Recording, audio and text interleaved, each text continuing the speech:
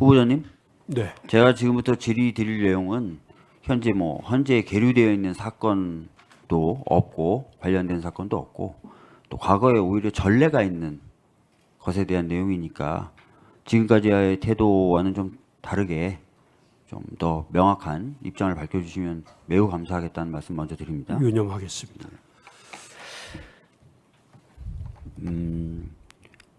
지금 내란 관련된 특검법이 발의되어 통과되었고 정부에 이송되어 있고요. 또 소위 저희들이 김건희 특검이라고 얘기하는 것도 발의되어 통과되어 정부에 이송되어 있습니다. 이 부분에 대해서 저희들이 조속한 공포를 주장하고 있는데 일각에서는 위헌성이 있다 이런 주장을 하기도 합니다. 그래서 관련된 질의를 좀 드릴 텐데요. 제가 아까 말씀드렸던 전례는 뭐냐면 박근혜 정부의 최순실 등 민간인에 의한 국정농단 의혹 사건 규명을 위한 특별검사의 임명 등에 관한 법률 제3조 제2항 등에 대한 위헌 소원이 이미 제기된 바가 있고요. 거기에 대해서 2017 헌바 196으로 2019년 2월 28일 날 헌재가 결정을 이미 전원합의부에서 내린 바가 있습니다. 전례는 있고 아까 말씀드렸던 대로 현재 그 두 법에 대한 관련 사건은 헌재에 계류되어 있지 않습니다. 자, 이 2017 헌바 196 사건에서 청구인인 최순실은 관련된 특검법이 위헌이라고 주장하면서 이렇게 주장합니다. 이 법에 따른 특검 후보 추천 권한을 새누리당이라든지 정의당이라든지 무소속 의원 등은 참여하지 못한다. 그래서 두 야당, 국민의당과 우리 민주당 이 두 야당의 특검일 뿐 국민의 특검이라고 볼 수 없다. 그래서 위헌이다. 이렇게 얘기를 하고요. 특히 이렇게 두 야당에 많이 특검 후보를 추천했을 때는 최근 정치 상황에 대해서 특정한 이해관계를 가진 사람들만이 추천한 후보가 이제 특검이 되기 때문에 문제가 된다라는 취지로 주장을 했습니다. 여기에 대해서 헌재가 조목조목 따지는데요. 먼저 이 법이 제정된 경과에 대해서 헌재가 판단을 합니다. 뭐라고 판단하냐면 박 전 대통령이 국민에게 사과했다. 그리고 수사에 적극 협조하고 그 결과에 따라 자신도 책임을 지겠다는 취지의 대국민 담화를 발표했다. 또 측근들인 대통령실 관련자들이 이미 구속됐다. 이 과정에서 박 전 대통령도 수사 대상으로 떠올랐다. 이런 과정 때문에 이 특검법이 제정됐다라고 얘기를 합니다. 현재 상황하고 제가 봤을 때 매우 비슷합니다. 윤석열 대통령 대국민 사과했고요. 수사 결과에 대해서 자기는 책임지겠다, 회피하지 않겠다라고 얘기했고 이미 국방부 장관 등 측근 등은 구속되어 있습니다. 그리고 본인도 현재 관련자들의 구속영장 등에 보면 내란 수개로 적시되어 있는 상황입니다. 수사 대상으로 떠올랐다는 것이죠. 소환 통보 계속 받고 있습니다. 어떻습니까? 지금 현재 상황하고 이 판결에 적시되어 있는 상황하고 유사하다고 보여지십니까? 그런 면도 있는 것 같습니다. 네, 좋습니다. 자, 이 사건에서 헌재는 또 이렇게 얘기합니다. 이게 의회주의를 위반한 거 아니다. 라고 얘기하면서 뭐라고 얘기하냐면 헌법과 법률이 정한 절차에 따라서 다수결 원리에 의해 입법된 것이기 때문에 의회주의에 반한다고 볼 수 없다라고 되어 있습니다. 어떤 법이 통과될 때 꼭 여야가 합의로 통과시켜야만 국회가 의회주의 원칙을 지키면서 법을 통과시킨 겁니까? 그렇지는 않은 걸로 알고 그렇죠. 있습니다. 국회법에 따른 절차를 준수하고 다수결의 원칙이라고 하는 국회법의 원칙에 위배되지 않게 통과되면 국회가 통과시킨 법으로서 규범력과 강제력을 가지게 되는 것이죠. 그렇게 이해하고 있습니다. 네. 다음 한번 보도록 하겠습니다. 특검 후보 추천 관련돼서 여당이 배제된 부분에 대해서 뭐라고 오히려 헌재는 얘기하냐면 이 사건 법률의 특수성은 현직 대통령이 의혹의 핵심으로 떠올랐다는 데 있다. 자, 대통령과 국회 내 여당 의원이 동일한 정당에 소속됨으로써 정치적 이해관계를 공유하고 있는 정당 정치의 현실을 고려할 때 여당이 특별검사 후보자 추천권을 행사에 참여하는 경우에 추천권자와 이해관계를 같이 할 대상을 수사하고 기소하는 결과가 될 수 있어 오히려 이해상충한다는 취지로 해석을 하고 있습니다. 자, 이런 이해 충돌 상황이 야기되면 특별검사제도 도입 목적을 저해할 우려가 있다는 판단하에 여당은 추천권을 행사하지 않도록 입법자가 정한 것을 두고 심판 대상 조항이 합리성과 정당성을 상실하였다고 보기는 어렵다라고 판단하였습니다. 자, 헌법 원칙에 대해서 묻겠습니다. 이해상충의 의미를 피하기 위해서 저희가 특검을 도입하자라고 주장을 하고 그런 법을 만들 경우에 이 판례에 비춰봤을 때 대통령이나 또는 특히 여당이 추천권을 가지지 못하는 경우 합리성을 잃었다, 위헌이다라고 볼 수 있습니까? 헌재 결정의 취지에 동의하고 있습니다. 동의하시죠? 네. 네. 자, 아울러서 이 헌재 결정은 이 법에 의해서 임명되는 특별검사가 정치적 중립성을 지키기 위한 충분한 안전장치를 가지고 있다고 자세하게 설치하고 있습니다. 내용을 쭉 보시면 특별검사가 에게 특정한 사유가 있을 경우에 결격이 되도록 하고 있고, 그 다음에 수사 내용에 대해서 공표나 누설 금지 의무를 부과하고 있습니다. 그리고 특별검사가 직무를 벗어난 수사 등을 하는 경우에 수사 대상이 이의 신청을 할 수 있도록 되어 있는 등 여러 가지 또한 안전장치가 덧붙여져 있다라고 추가적으로 설명합니다.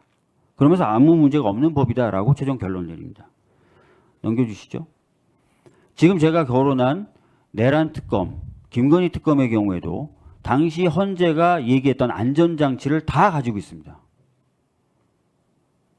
자, 아까 말씀하셨던 것처럼 이 헌재의 취지는 대통령이 의혹의 핵심일 때 대통령과 이해관계를 같이 하는 여당이 후보를 추천하지 못하도록 하는 것, 합헌이다라고 얘기했고, 아울러 추가적인 안전장치가 법에 마련되어 있기 때문에 더욱 문제가 없다고 했는데, 그 추가 안전장치에 대해서 이 두 법도 모두 다 갖추고 있습니다.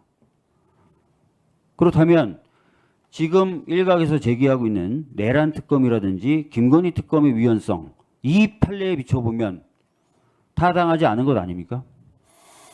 현재 이 사건 계류되어 있지 않습니다. 헌법재판소가 제시한 기준 것들에 대해서 전적으로 동의를 하고 있습니다. 또 사건화된다면 그와 같은 기준에 따라서 판단을 할 수 있을 거로 생각을 하고 있습니다. 네, 수고하셨습니다. 박주민 의원께서 좋은 지적을 하시고 우리 후보자께서도 명확한 답변을 해주신 건 우리 국민들이 특히 한덕수 대행이 충분하게 이해했으리라고 믿습니다. 한 가지 헌재에서도 합헌 판결을 했지만은 우리 국회에 관례도 있다는 것을 하나 설명드리겠습니다. 제가 원내대표를 3번 한 사람입니다. 이명박 대통령 내곡동 사저, 즉 아들은 땅을 싸게 사고 경호처는 비싸게 사가지고 특검을 하기로 결정을 했습니다. 이때 여당의 원내대표와 민주당의 원내대표인 제가 협상을 했습니다. 어떻게 대통령을 직접 수사하고 가족을 수사하는데 특검을 당신들이 추천할 수 있느냐? 이건 아니지 않느냐? 그래서 그때도 양보를 해서 합의를 해서 제가 이광범 특검을 추천해가지고 임명해서 내곡동 사저 특검이 성공했다는 것도 제가 후보자에게 관례로 설명을 해드립니다. 아시겠죠? 네. 예. 자, 그러면 지금부터 잠시만 주목해 주시기 바랍니다. 제가 구독자분들을 위해서 선물 하나를 준비했는데요. 제가 항상 여러분들께 드리는 말씀이 있습니다. 뉴스만 평소에 잘 챙겨보셔도 돈이 되고 돈을 벌 수 있다라고 말씀을 드렸는데요. 여러분들은 여기 보시는 삼성전자 뉴스를 보고 어떤 생각이 드세요? 아니면 정치인들의 뉴스, 날씨 뉴스를 보고는 어떤 생각이 드시나요?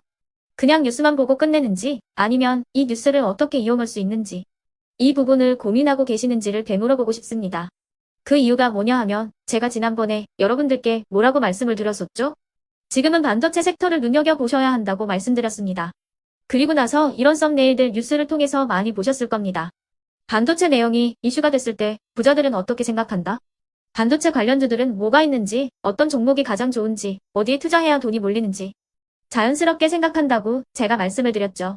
그 이유가 뭐냐 하면 부자들이 봤을 때는 이슈가 곧 돈으로 이어지고 그 이슈가 나에게 돈을 벌어준다는 경험적 확신이 있기 때문에 부자들은 항상 이런 사회적 이슈를 관심 있게 챙겨본다고 제가 말씀을 드렸습니다. 이번에도 마찬가지인데요. 제가 지난번에 시청자분들과 함께하는 주식으로 수익 내기 이벤트를 진행했었죠. 당연히 100% 무료로 진행을 했었고요. 여기 보시면 아시겠지만 제가 지난번에도 구독이라고 보내주신 모든 시청자분들께 반도체 관련주 중에 가장 크게 급등할 딱 한 종목, 많은 종목도 아니라 한미반도체 한 종목을 여러분들께 추천드렸어요. 그러면서 여기 나와 있는 대로 정확히 얼마에 매수해야 하는지, 그리고 수익률이 어느 정도 나왔을 때 팔아야 하는지를, 이런 부분들까지 여러분들에게 정확히 알려드렸었는데 지금 실제로 어떻게 되었다? 오른쪽을 보시면 아시겠지만 제가 지난번 문자 발송으로 이 한미 반도체를 소개해드리고 나서 실제로 이렇게 5배 이상 어마무시한 상승이 나왔습니다. 100만 원만 투자를 했어도 무려 500만 원이 넘는 수익금이 생긴 거죠. 그래서 당시에도 굉장히 많은 분들이 제가 드린 이 한미 반도체로 수익을 내실 수가 있으셨을 텐데요. 다시 한번 축하드린다고 말씀을 드리겠고, 이번에도 마찬가지입니다. 앞으로도 2024년, 2025년 계속해서 기대해볼 섹터는 AI입니다. 그 중에서도 AI 반도체는 그 누구도 부정할 수 없는 미래 성장 산업입니다. 그러면 우리가 어떻게 생각해 볼 수 있을까요? AI 반도체 종목 중에 앞으로 크게 대장 역할을 하면서 10배 이상 급등할 수 있는 텐베고 종목을 지금부터 열심히 추적해야 한다는 겁니다. 큰 돈을 투자하지 않더라도 월급의 일부분, 아주 소액이라도 이 종목을 모아가야 수백 %의 수익률을 손에 쥘 수 있는 것이죠. 지금 여러분이 보고 계시는 이 유튜브 또한 AI 반도체와 아주 밀접한 연관이 있고, 반도체야말로 대한민국의 핵심 산업으로 앞으로 더더욱 시장은 성장할 수밖에 없습니다. 그렇기 때문에 제가 이번에도 뭘 보내드리고 있냐면, 지난번과 똑같이 구독이라는 문자를 보내주시면 제가 AI 반도체 관련주 중에 앞으로 대장주 역할을 하면서 주가가 가장 크게 급등할 한 종목을 여러분들께 문자 발송으로 종목명과 사고 파는 시점을 모두 알려드릴 건데요. 그 문자를 받고 여러분들이 주식으로 돈 버는 연습을 한번 해보셨으면 좋겠고요. 혹시라도 나는 주식을 하지 않는다 하시는 분들은 주변에 주식하시는 지인분들에게 말씀을 해주셔도 되고요. 아니면 연세가 있으셔서 투자가 어렵다 하시는 분들은 이 종목을 자녀분들에게 한번 사봐라, 이걸로 한번 수익을 내봐라, 이렇게 조언을 해주실 수도 있는 거겠죠. 그래서 지금 이 영상을 보시는 시청자분들 중에 나도 이번 종목이 좀 궁금하다 하시는 분들은요, 누구나 상관없이, 그리고 어느 시간대나 상관없이 부담없이 010-2514-5930번으로 구독이라는 문자 보내주시면 제가 이번에도 똑같이 무료 추천 급등주 문자를 보내드리겠습니다. 이해되시겠죠? 제 번호 010-2514-5930번으로 구독이라는 문자 보내주시면 여러분들이 직접 이슈를 통해서 돈 버는 연습을 해보실 수가 있는 거고, 제가 돈을 받는 것도 아니고 투자를 대신해 드리는 것도 아니기 때문에 부담 없이 신청해 주시면 되는 겁니다. 그리고 수익이 나면 저는 다른 것은 하나도 바라지 않습니다. 제 채널에 구독, 좋아요 한 번씩만 눌러주시라, 이렇게 다시 한번 말씀을 드리겠습니다.